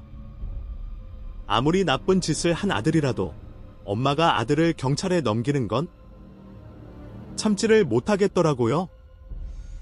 아들이 죽고 나서는요? 아들이 죽고 나서는 내가 한 짓이 무서웠어요. 내가 바닥을 닦았잖아요. 내가 복도에서 망을 봤잖아요. 그 세 사람이 죽어가는 소리를 듣고도 경찰을 안 불렀잖아요. 내가 말하면 나도 감옥에 가는 거잖아요. 그래서 6년을 더 버텼습니다. 대동 임대아파트에서 혼자 살면서 매일 밤같은 꿈을 꾸면서 아무에게도 말하지 않으면서 그러다 올해 병원에서 말기암이라고 했을 때 처음으로 이런 생각이 들었어요. 어차피 죽는 거, 이 비밀을 안고 죽으면 저 세상에서 그 사람들을 어떻게 볼 것인가. 그 생각이 드니까 감옥이 무서운 게 아니라 그쪽이 더 무섭더라고요. 박말순은 마른 입술을 핥으며 말을 이었다. 그 엄마가 아이들을 껴안고 있던 모습 있잖아요. 그게 17년 동안 매일 밤 나왔어요. 잠을 자도 나오고 눈을 감아도 나오고. 이대로 죽으면 저 세상에 가서도 평생 그 꿈을 꿀 것 같아서 그게 너무 무서워서 전화한 거예요. 이틀에 걸친 진술이 끝난 뒤 노 형사는 병원을 나와 사하경찰서로 돌아갔다. 사무실 책상 위에 녹취 자료와 사건 파일을 펼쳐놓고 박말순의 진술을 하나하나 검증하기 시작했다. 먼저 박정수의 신원을 확인했다. 박정수, 1968년 2월 13일생, 부산 사하구 괴정동 거주, 2012년 9월 14일 교통사고로 사망. 사망 당시 나이 44세. 기록이 일치했다. 사망 원인은 음주 오토바이 운전 중 화물 트럭과 충돌에 의한 두부 외상. 혈중 알코올 농도 0,255%, 만취 상태였다. 다음으로 대동 임대아파트의 주민 기록을 확인했다. 2001년 당시 303호의 세대주는 박말순이었고 동거인으로 아들 박정수가 등록되어 있었다. 세 모녀가 2000년 7월에 이사온 전입 시점과 박말순 모자가 303호에 거주하고 있던 시점이 겹치는 것도 확인되었다. 가장 중요한 것은 현장의 세부 사항이었다. 노 형사는 2002년 1월에 정혜수 형사가 작성한 현장 감식 보고서를 다시 꺼냈다. 보고서에 첨부된 현장 사진과 박말순의 진술을 대조했다. 밥솥 안에 굳은 밥, 박말순은 강수님 씨가 저녁을 준비하고 있었다고 함 일치. 도마 위에 반쯤 깎인 무, 박말순은 무도 깎고 있었을 거지라고 함 일치. 현관에 신발 3켤레, 박말순은 신발을 남겨두었다고 함 일치. 의자에 걸린 교복, 이것은 박말순이 언급하지 않은 세부사항이었지만 유라가 금요일 저녁 집 안에 있었다면 교복을 벗어 놓은 상태였을 것이므로 정황이 맞았다. 그리고 한 가지 더. 현장 감식 보고서에는 부엌과 거실 사이 바닥장판에 일부 보수 흔적이 있으나 노후화에 따른 것으로 판단이라는 기재가 있었다. 당시 감식 요원은 낡은 임대 아파트의 장판이 부분적으로 수선된 것을 크게 의심하지 않았던 것이다. 그러나 박말순의 진술에 따르면 그 보수 흔적은 박정수가 핏자국이 스며든 장판을 칼로 도려낸 뒤 다른 조각으로 덧댄 것이었다.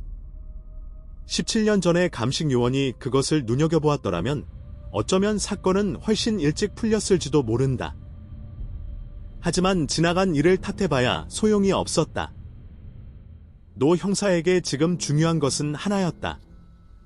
10월 15일 월요일 아침, 노 형사는 부산지방경찰청 과학수사대에 정식으로 협조를 요청했다. 2001년 사하구 세모녀 실종 사건에 대해 새로운 진술이 확보되었습니다. 유해 매장 추정 위치에 대한 발굴 조사를 요청합니다. 동시에 부산지방검찰청에도 보고가 올라갔다. 17년 된 미제의 핵심 진술이 나왔다는 소식에 검찰 측에서도 즉각 수사 지원을 결정했다. 발굴 일정은 10월 23일 화요일로 잡혔다. 노 형사는 그 사이 현장을 사전 답사했다. 대동 임대아파트 나동 건물 뒤편으로 나가 야산 쪽으로 걸어 올라갔다. 17년 사이에 야산의 모습은 꽤 변해 있었다. 주민들이 텃밭을 쓰던 곳은 자풀에 뒤덮여 있었고 한쪽에는 생활 폐기물이 쌓여 작은 쓰레기 더미를 이루고 있었다. 경사면을 따라 올라가자 박말순이 설명한 것과 일치하는 지형이 나타났다. 아파트 후문에서 약 120m, 경사면 중턱에 움푹 파인 곳, 주변의 잡목이 우거져 바깥에서는 잘 보이지 않는 지점. 노 형사는 그 자리에 서서 한참을 내려다보았다.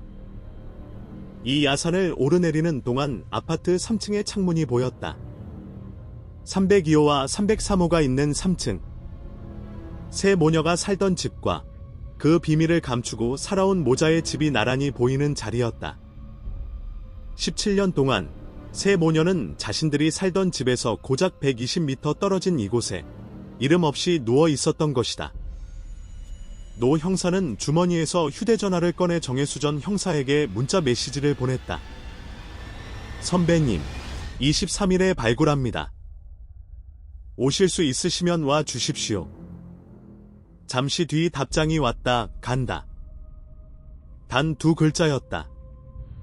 2018년 10월 23일 화요일, 새벽부터 부산에는 가을비가 내렸다. 가늘고 차가운 비가 사하구 괴정동의 지붕들을 적시고 대동 임대아파트 뒤편 야산의 흙을 질퍽하게 만들었다. 아침 8시, 대동 임대아파트 나동 건물 뒤편에 부산지방경찰청 과학수사대 차량 2대와 사하경찰서 수사 차량 1대가 도착했다. 과학수사대원 5명, 사하서 형사 3명, 그리고 부산지방검찰청에서 파견된 수사관 1명. 총 9명이 비옷을 입고 야산 경사면을 올라갔다. 노진우 형사가 선두에 서서 길을 안내했다. 사전 답사에서 확인해둔 위치. 아파트 후문에서 약 120m 올라간 경사면 중턱, 움푹 파인 지점이었다. 현장에 도착하자 과학수사대 팀장이 주변을 먼저 살폈다. 자풀이 허리까지 자라 있었고 경사면 아래쪽에는 빗물에 씻긴 흙이 흘러내려 지형이 다소 변해 있었다. 그러나 전체적인 지형, 경사면 아래 움푹 파인 형태는 박말순의 진술과 일치했다. 여기부터 반경 10m를 발굴 범위로 잡겠습니다. 과학수사대원들이 비닐 차양막을 설치하고 발굴 도구를 꺼냈다. 삽이 아닌 소형 곡괭이와 흑손이었다.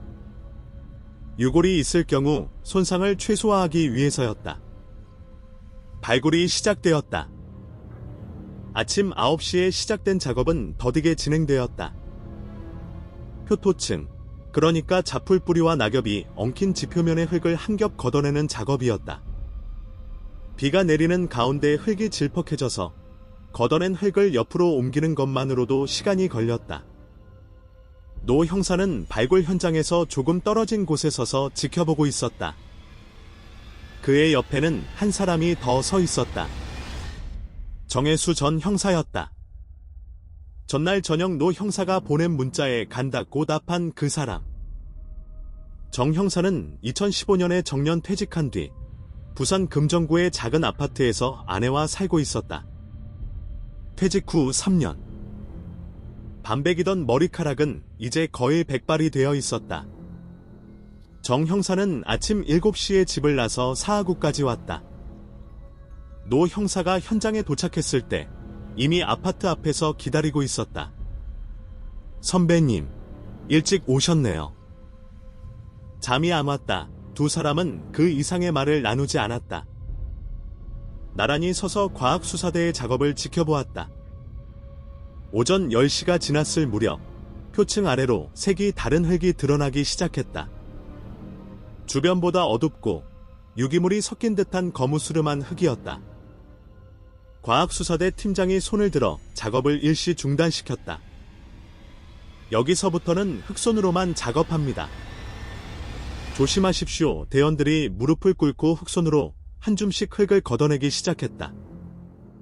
빗소리와 흙을 긁는 소리만이 야산에 울렸다. 11시 20분. 한 대원이 흙손을 멈추었다. 팀장님, 여기 있습니다.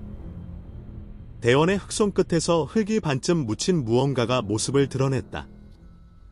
갈색으로 변한 뼈의 일부였다. 지표면에서 약 70cm 아래. 박말순이 진술한 깊이와 거의 정확히 일치하는 깊이였다. 노 형사는 옆에 서 있는 정 형사를 돌아보았다. 정 형사는 아무 말 없이 그 자리를 바라보고 있었다. 입술을 꾹 다문 채 비에 젖은 얼굴로. 발굴 작업은 그날 오후 5시까지 계속되었고 이튿날 오전까지 이어졌다. 이틀에 걸친 작업 끝에 세 구의 유골이 수습되었다. 유골은 한 곳에 모여 있었다. 세 사람이 나란히 혹은 겹쳐진 상태로 매장되어 있었다. 17년이라는 세월과 토양의 산성도, 빗물의 침투 등으로 인해 유골의 훼손이 상당했지만 세 사람의 것으로 추정되는 골격 구조는 비교적 뚜렷하게 남아 있었다. 유골과 함께 이불천의 자락이 발견되었다. 섬유질이 거의 사라졌지만 일부 조각에서 직물의 패턴을 식별할 수 있었다. 옷감 조각도 여러 점 나왔다. 두꺼운 겨울 실내복으로 보이는 천과 얇은 면, 소재의 천이 흙에 뒤섞여 있었다. 과학수사대는 유골과 유물을 모두 밀봉하여 부산의 국립과학수사연구원 분원으로 이송했다. 신원 확인을 위해서는 DNA 감정이 필요했다. 그리고 DNA 대조를 위해서는 세 모녀와 혈연 관계에 있는 가족의 시료가 필요했다. 노 형사는 사건 파일을 다시 뒤졌다. 2002년 초 정혜수 형사가 수사 과정에서 확인한 강수님의 가족 관계 기록이 있었다. 강수님에게는 친오빠가 한 명 있었다. 강태호, 1957년생. 당시 경기도 안산에서 소규모 금속 가공 공장을 운영하고 있었다고 기재되어 있었다. 그러나 그것은 16년 전의 기록이었다. 강태호가 지금도 같은 곳에 있는지, 살아있기는 한 것인지부터 확인해야 했다. 노 형사는 주민등록 전산망을 통해 강태호의 현재 주소를 조회했다. 다행히도 강태호는 여전히 경기도 안산시에 거주하고 있었다. 주소지는 16년 전과 같은 곳이었다. 10월 25일 목요일 오전, 노 형사는 안산에 있는 강태호에게 전화를 걸었다. 수화기 너머로 중년 남성의 약간 거친 목소리가 들렸다. 여보세요? 안녕하십니까? 부산 사하경찰서 강력반 노진우 형사입니다. 강태호 씨 되시지요? 잠깐의 침묵이 흘렀다. 경찰이요? 무슨 일로? 강수님 씨의 친오빠 되시는 분 맞으십니까? 전화기 너머로 숨소리가 거칠어지는 것이 느껴졌다. 강수님이요? 강수님한테 무슨 일이 있습니까? 노 형사는 최대한 차분한 목소리로 말했다. 이런 전화를 받는 사람의 마음을 생각하면 한마디 한마디가 조심스러울 수밖에 없었다. 강태호 씨, 2001년에 부산에서 강수님 씨와 두 딸이 실종된 사건을 알고 계시지요? 알고 있습니다. 어떻게 모르겠습니까? 17년입니다. 강태호의 목소리가 떨리기 시작했다. 사건에 중요한 진전이 있어서 연락드립니다. 전화로 말씀드리기 어려운 내용이라 직접 만나뵐 수 있겠습니까? 찾은 겁니까? 강수님이를 찾은 겁니까? 노 형사는 잠시 입을 다물었다가 대답했다. 직접 뵙고 말씀드리겠습니다. 강태호는 그날 오후에 부산행 KTX에 올랐다. 안산에서 서울역까지 전철로 1시간, 서울역에서 부산역까지 KTX로 2시간 반, 저녁 6시에 부산역에 도착한 강태호를 노 형사가 마중했다. 사하경찰서 회의실에서 마주 앉은 강태호는 61살의 나이에 비해 훨씬 늙어 보이는 사람이었다. 손마디가 굵고 거친 것이 오랫동안 손으로 일해온 사람의 손이었다. 눈가에는 깊은 주름이 패여 있었고 자리에 앉자마자 두 손을 무릎 위에 올려놓고 꽉 쥐었다. 말씀하십시오. 노 형사는 천천히 가능한 한 담담하게 설명했다. 새로운 목격자의 진술이 확보된 것, 아파트 뒤편 야산에서 유골세 구가 발굴된 것, 신원 확인을 위해 혈연 가족의 DNA 시료가 필요한 것. 강태호는 설명을 듣는 동안 한마디도 하지 않았다. 두 손을 무릎 위에 올려놓은 채 미동도 하지 않았다. 다만 그의 눈에 물기가 차오르는 것을 노 형사는 보았다. 설명이 끝난 뒤 한참 동안 회의실이 조용했다. 강태호가 입을 열었다. 목소리가 갈라져 있었다. 17년 동안 기다렸습니다. 그리고 한마디를 더 덧붙였다. 강수미가 어디 있는지, 살아있기는 한 건지, 그것만이라도 알고 싶어서 17년을 버텼습니다. 이제야 알게 되는 겁니까? 노 형사는 고개를 숙였다. 강태호는 DNA 채취에 즉시 동의했다. 구강 내벽에서 시료를 채취하는 데는 1분도 걸리지 않았다. 그 짧은 절차가 끝난 뒤 강태호는 한 가지를 물었다. 그 자리를 볼 수 있습니까? 강수미가 있던 곳. 그날 밤 노 형사는 강태호를 대동 임대아파트 뒤편 야산으로 안내했다. 발굴 작업이 끝난 현장에는 경찰 통제선이 둘러쳐져 있었고 펜 구덩이 위에 비닐 덮개가 씌워져 있었다. 주변에는 과학수사대가 꽂아놓은 표지 깃발이 가을바람에 흔들리고 있었다. 강태호는 통제선 앞에 서서 한참 동안 그 자리를 내려다보았다. 아무 말도 하지 않았다. 그러다 고개를 들어 아파트 쪽을 바라보았다. 3층 창문이 보였다. 불이 켜진 집도 있었고 어두운 집도 있었다. 302호였던 자리에도 누군가 살고 있는 듯 희미한 불빛이 새어나왔다.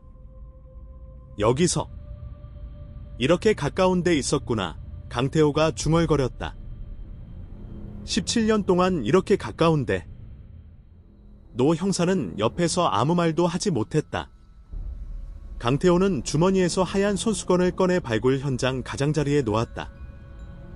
그리고 허리를 깊이 숙여 절을 했다. 강수미야, 오빠가 왔다. 유진아, 유라야. 늦어서 미안하다. 가을밤 바람이 야산의 자풀을 흔들었다. 표지 깃발이 펄럭였다. 노 형사는 한 발 뒤로 물러서서 강태호가 충분히 시간을 가질 수 있도록 기다렸다. 국립과학수사연구원의 DNA 감정 결과는 열흘 뒤 11월 초에 나왔다. 결과는 명확했다. 발굴된 세 구의 유골 중 첫 번째 유골에서 추출한 DNA는 강태호의 DNA와 남매관계에 해당하는 혈연 패턴을 보였다. 강태호의 여동생, 즉 강수님으로 확인된 것이다. 나머지 두 구의 유골에서 추출한 DNA는 첫 번째 유골과 모자 관계에 해당하는 패턴을 보였다. 강수님의 딸들, 강유진과 강유라였다. 연령 추정에 근거한 골격 분석 결과 유골의 크기와 발달 정도가 각각 19세 전후와 14세 전후의 여성에 부합했다. 강수님, 강유진, 강유라. 세 모녀가 17년 만에 이름을 되찾은 순간이었다. 노 형사는 감정 결과를 받자마자 강태호에게 전화했다. 강태호 씨, 감정 결과가 나왔습니다. 세 분 모두 확인되었습니다. 전화기 너머로 한동안 아무 소리도 들리지 않았다. 그리고 낮고 짧은 울음소리가 흘러나왔다. 감정 결과가 확정됨에 따라 사건은 수사와 사법 처리 단계로 넘어갔다. 직접적인 범행을 저지른 박정수는 2012년에 이미 사망한 상태였다. 사망한 피의자에 대해서는 공소를 제기할 수 없으므로 박정수에 대한 형사처벌은 불가능했다. 남은 것은 박말순에 대한 수사였다. 노 형사는 박말순의 진술 내용을 토대로 적용 가능한 혐의를 검토했다. 먼저 세 모녀에 대한 살인 혐의. 박말순은 살해 행위에 직접 가담하지 않았다. 복도에서 상황을 목격했을 뿐 302호 안에서 벌어진 범행에 가담한 것은 아니었다. 따라서 살인의 공동정범이나 공모관계를 인정하기는 어려웠다. 다음으로 시신 유기 및 증거인멸 혐의. 박말순은 범행 후 302호 내부의 혈흔을 닦았고 3층 복도에서 박정수가 시신을 운반하는 동안 망을 보았다. 이는 증거인멸 행위에 해당했다. 그리고 범인 은닉 혐의. 박정수가 범행을 저지른 사실을 알면서도 17년간 수사기관에 신고하지 않았고 경찰의 탐문 수사 시에도 거짓으로 모른다고 진술하여 범인의 발각을 방해했다. 부산지방검찰청은 박말순에 대해 시체 은닉, 증거인멸, 범인 은닉 혐의로 수사를 진행했다. 그러나 재판이 열리지는 못했다. 2018년 12월 2일 서부종합병원 내과 병동에서 박말순이 세상을 떠났다. 78살이었다. 사인은 간암에 의한 다발성 장기 부전이었다. 10월에 진술을 마친 뒤 박말순의 상태는 급격하게 악화되었다. 11월 중순부터는 의식이 오락가락했고 11월 말에는 더 이상 대화가 불가능한 상태가 되었다. 박말순이 마지막으로 또렷한 의식을 가졌던 것은 11월 20일 무렵이었다고 한다. 그날 노 형사가 병실을 방문했을 때 박말순은 눈을 뜨고 노 형사를 알아보았다. 찾았어요? 예, 할머니. 세 분 다 찾았습니다. 신원도 확인되었습니다. 박말순은 천장을 바라보며 한참을 가만히 있었다. 눈가에서 눈물이 한 줄기 흘러내렸다. 이제 좀 놓이는 것 같아요. 그것이 노 형사가 박말순에게서 들은 마지막 말이었다. 박말순의 장례는 병원 장례식장에서 간소하게 치러졌다. 연고자가 없어 구청에서 절차를 대행했다. 유골은 부산 근교의 무연고 납골당에 안치되었다.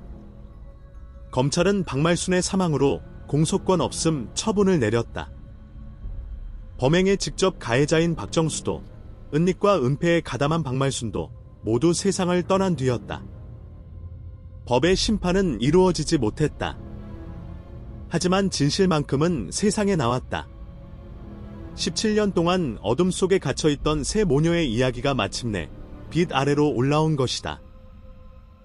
2019년 3월 부산에 봄이 왔다. 낙동강 하류의 갈대밭에 새순이 올라오고 사하구 골목길 화단에 개나리가 노랗게 피어나던 무렵이었다. 강태호는 부산을 다시 찾았다. 국립과학수사연구원으로부터 세 모녀의 유골을 인도받기 위해서였다. 유골은 세 개의 나무 상자에 나뉘어 담겨 있었다. 상자 위에는 각각 이름이 적힌 종이가 붙어 있었다. 강수님, 강유진, 강유라. 강태호는 상자를 받아들고 한참을 서 있었다. 상자는 가벼웠다. 한 사람의 일생이 담겨 있다고 하기에는 너무나 가벼웠다. 강태호는 세 모녀의 유골을 부산 금정구의 한 공원묘지에 안장했다. 조용하고 햇살이 잘 드는 언덕 위 벚나무 세 그루가 서 있는 자리였다. 비석을 3개 세웠다. 크기가 같은 소박한 화강암 비석이었다. 각 비석에는 이름 석 자씩만 새겼다. 강수님, 강유진, 강유라. 그리고 새 비석 앞에 놓인 공통석판에는 짧은 문구 하나가 적혀 있었다. 이제 편히 쉬어라. 안장식에는 강태호 혼자 참석했다. 부산에서 새 모녀를 아는 사람이 그 외에는 없었으니까. 횟집 주인 오 씨에게도 알렸지만 오 씨는 이미 가게를 접고 다른 지역으로 떠난 뒤였다. 강태호는 비석 앞에 소주 한 잔과 사과 세 알을 놓았다.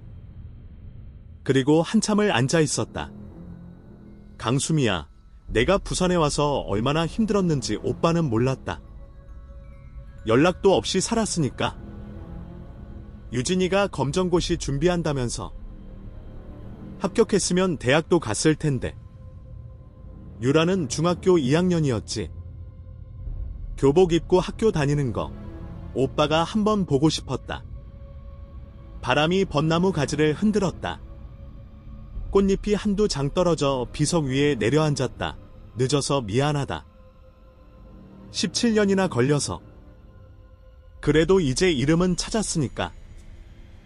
여기서 셋이 같이 있으니까 다른 데 말고 여기서 따뜻하게 있어라.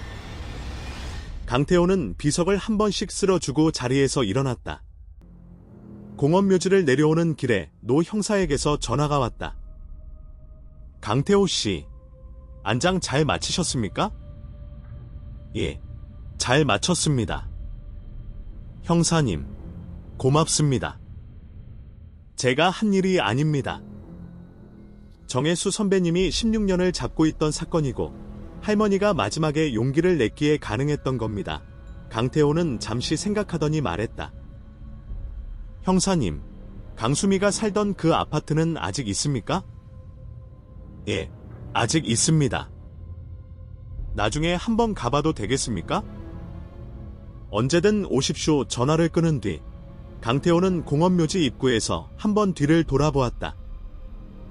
언덕 위 벚나무 아래 3개의 작은 비석이 나란히 서 있었다. 봄 햇살이 비석 위에 내리쬐고 있었다. 그해 노 형사는 사건 종결 보고서를 작성했다. 보고서의 마지막 페이지에는 이렇게 적었다.